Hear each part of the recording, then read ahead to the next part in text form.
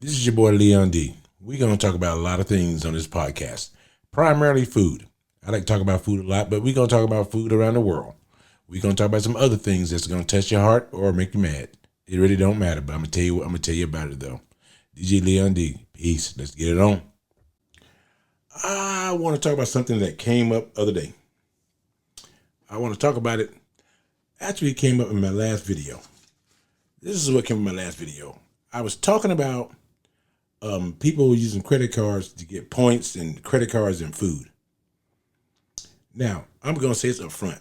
I am not a certified financial planner, nor do I want to be one. But I've done good with my money in my life. And some of you have in your lives too, whether you invested, whether you got a nice retirement plan. Some of you done very, very well. I've done very, very well.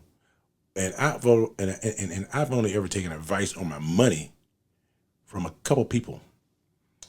One was a guy who was a multi-millionaire. I wanted to know what was right, what was wrong.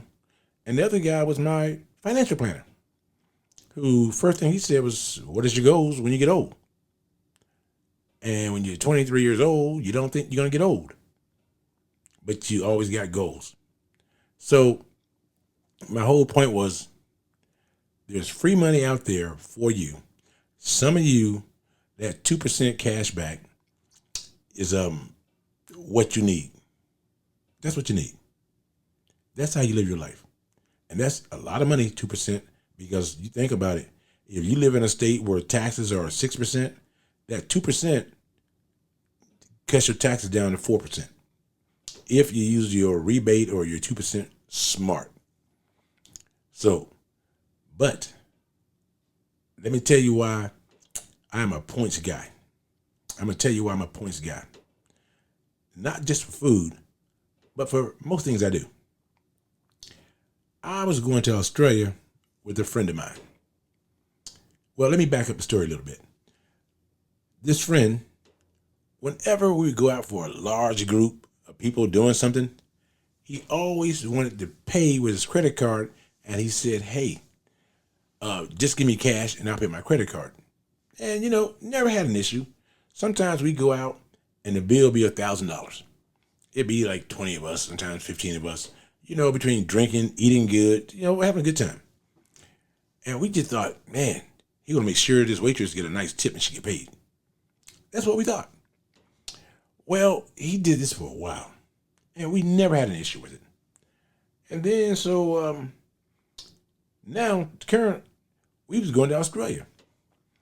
And so, Australia was kind of pricey. It was like $2,000, maybe $2,000. I want to leave it there.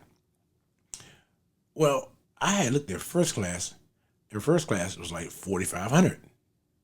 And I said, well, it's quite a bit of more money. And then I thought about it, I said, nah, I'll just get premium economy, which is another like $200. No big deal. And I had more room, and so I said, no big deal. So then we get to the airport, we board. And when you're in first class, you go to the left. You're in last class, economy, you go to the right. I go to the right. He goes to the left. And I said, whoa. I said, hey, Jeff, you're going the wrong way. Nope. Showed me his ticket. Now, he had never said anything about his ticket the entire time we was in the airport. He had never said a word. And I was like, okay, this is cool. And then so I said, man, he must have just spent $2,500 in cash on that upgrade. And I said, okay, no problem. So we do our trip in Australia. We get back home, and I said, hey man, first class seems kind of nice. He said, yeah, man. They gave me a menu. I ordered food. I did this. I did that. Had a nice little wine list. I was thinking to myself, shit, wine list. I was lucky to even get a glass of wine. I said, and the food was just nasty. Not saying it's any better in first class, but the food was just nasty. And so I said, so you just gave them $2,500 to upgrade? He said, nah. He said, no. He said, what I did was I used points. I said, what do you mean? He says, well, I got a lot of points on my credit card, and I just transferred those to first class. He said, the points cost me equivalent of $800, where I thought he had paid $2,500. But he said, nah, man. He said, it's what I did. And I knew he wasn't lying to me or anything like that. Then it hit me. So you use points and $800. He says, yes. For a $4,500 ticket, he said, yes. Now, I paid like $1,000 to upgrade to premium economy. Because, yeah, I could have did that for like $50 of points. I said, well, damn. I said, okay. So I started doing a lot of research and looking around. And the first thing I said is that when you get a credit card, what is your goal? You got to have a goal. Because I knew the credit card that I was looking at was going to cost me money every year. And so I said, okay. And I looked at, a travel credit card because I travel a lot. I'm going at least twice a month traveling. So I already knew that I needed one that was going to benefit me for traveling. Most of the ones that were free did not. I said, the free ones, they're free, don't get me wrong, but I can't convert them to anything that I want to use them for outside of 2%. I'm not so worried about this 2%. I'm worried about the luxury that I want to have when I travel. Because I had already knew about the lounge access because I seen friends do that or people I work with do that. I knew about some of the benefits. So I had to break it down. How much am I going to pay to get this credit card every year and maintain it? And how much benefits would I get? And so I decided which credit card I was going to get based on my normal needs plus travel. My normal needs, I would have got a basic credit card ready, something that's small, but it'd have been free. So I got one you pay for. And I said, let me look at the Chase Sapphire Reserve, the Capital Venture X, and the American Express Platinum, which I'm going to tell you in a minute was a mistake. So the Venture X didn't really, it's a travel credit card, but it didn't have all the different lounges and accesses and upgrades and other stuff I wanted.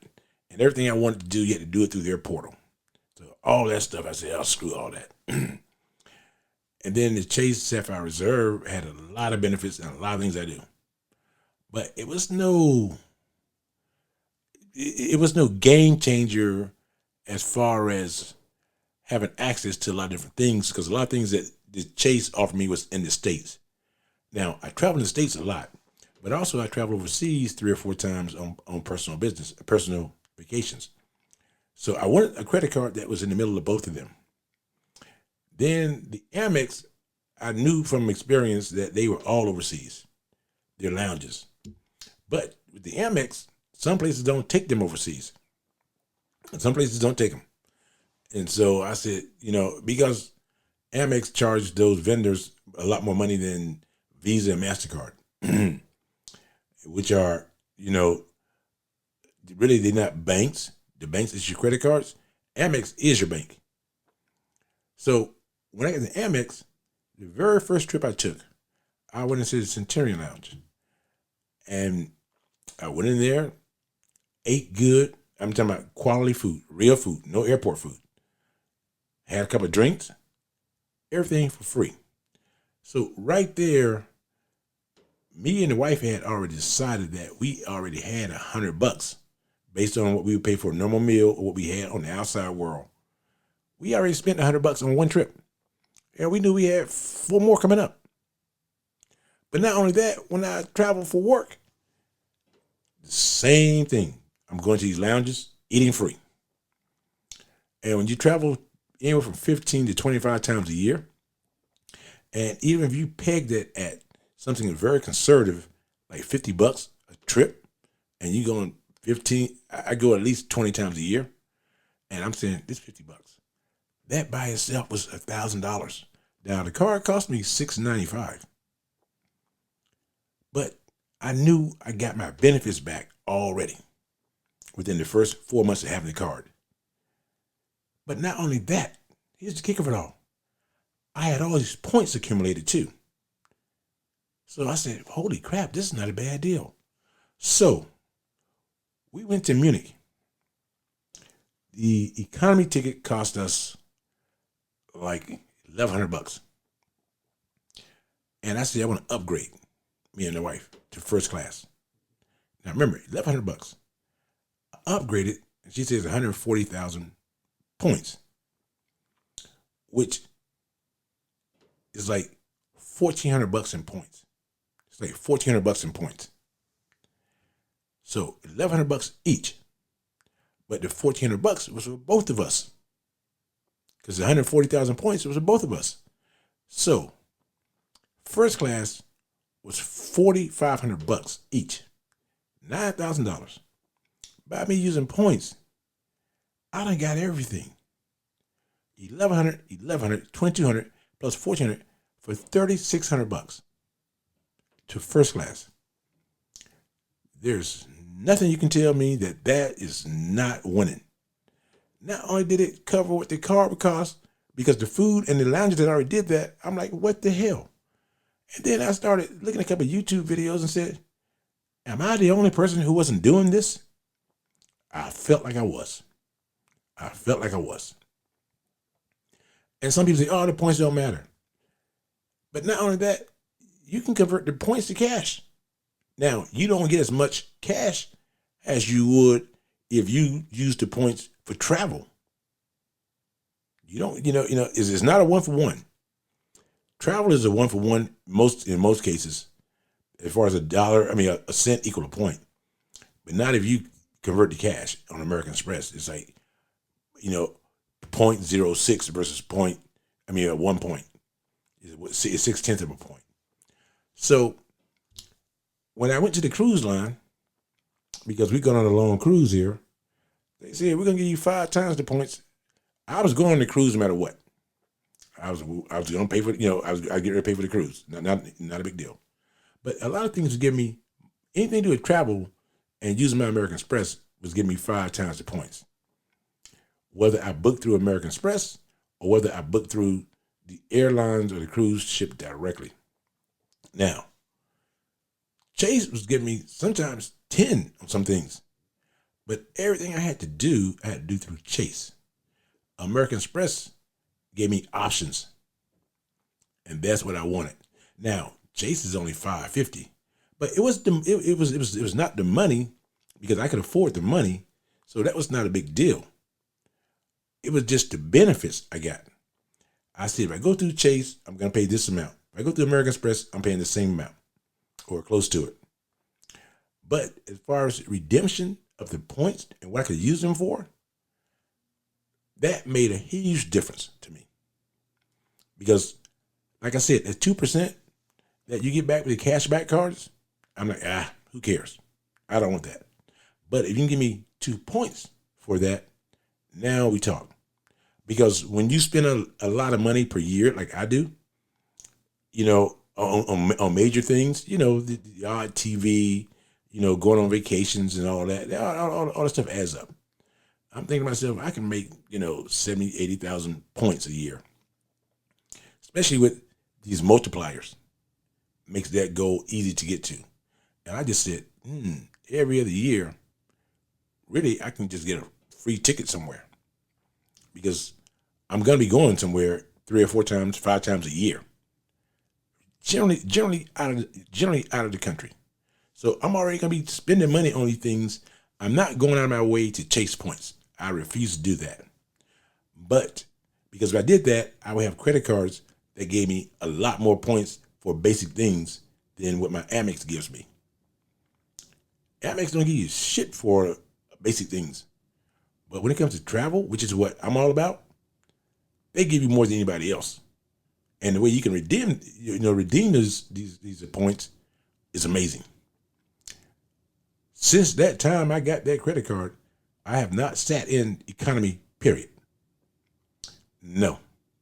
I've only sat in business or first class, and the airline doesn't matter unless it's Southwest. Unless it's Southwest. The airline I use doesn't matter. Now, saying that, I've not used every airline in the world, but I use all the ones I like. Some of those indigenous airlines, and if you don't know what indigenous means, it means some of the ones that only fly within their country. I don't use those. Some people do, but I don't use those. When I'm in Germany and I'm gonna go from Munich to Frankfurt, I'm on Lufthansa. I'm not on WOW or Breeze or Condor. I'm not on those kind of airlines. Now, would I take those airlines? Probably Condor. Rest of them, hell no. Hell no. People say, what's wrong with them? They crash more often than I like. And I don't know much about them. And I don't read good reviews about them. If they don't fly internationally within to this country, there's a 99% chance I'm not going to ever use them.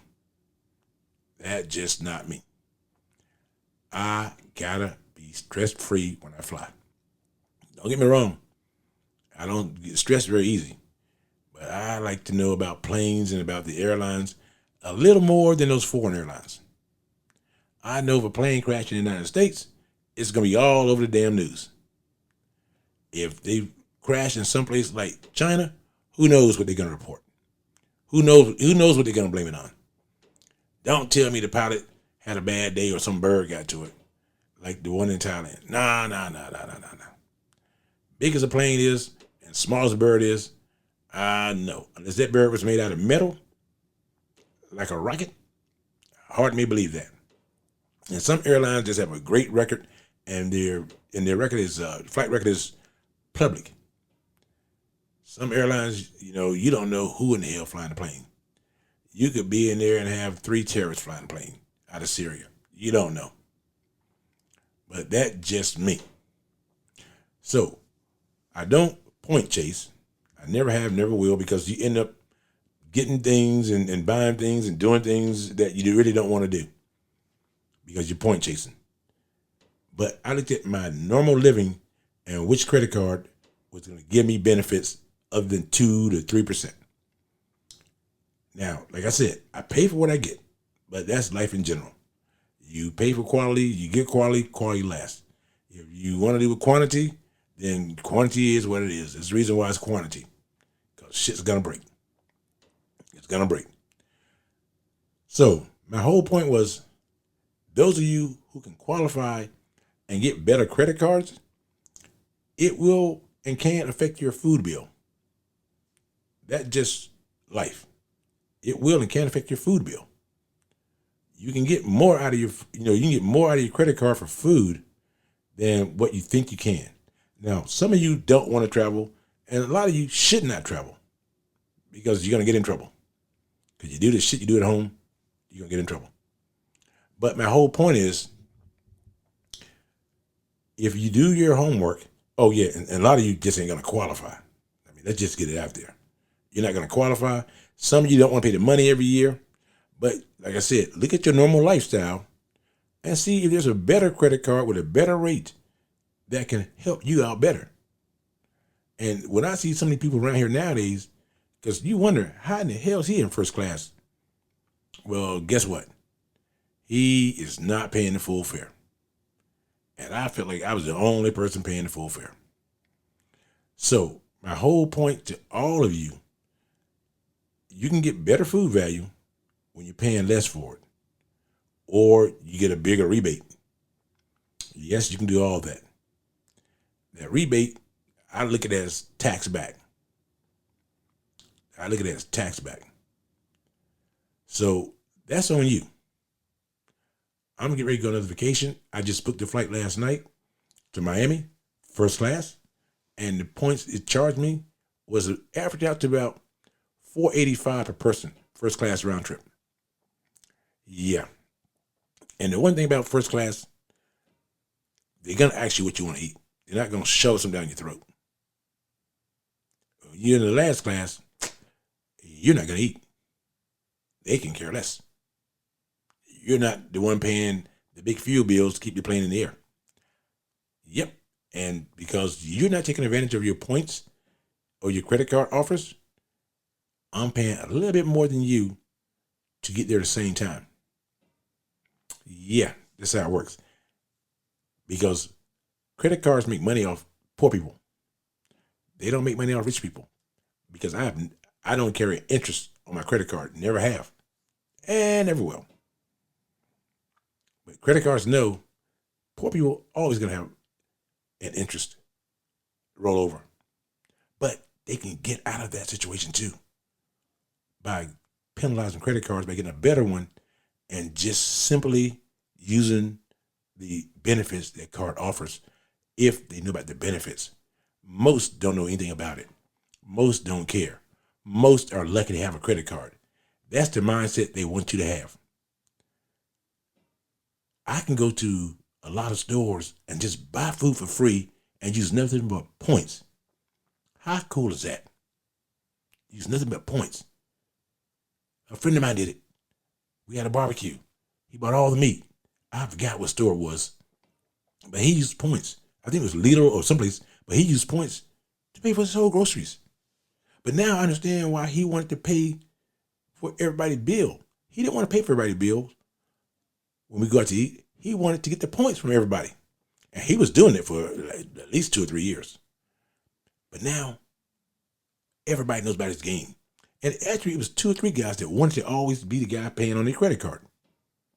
It was 2 or 3 guys. I kept saying, man, these guys want to argue about who's going to pay for it. And we say, so then we came out with a rule. Whoever pays on their credit card, because everybody's doing the same thing, you got to leave the tip. That kind of had everybody saying, nah. We're going to get 6 different credit card bills here. Because nobody want to leave a tip for everybody. Yeah. So we had our own ways of getting back. Now we go out, everybody's happier. Everybody's happier, except for the guy who's getting all the points. But he didn't want to pay for the damn tip. So this is your boy DJ Leon D saying, hey, your credit cards can give you a lot of benefits on your food bill if you can read and write and if you qualify. Most of you can't do either one, but hey, that's life. Peace.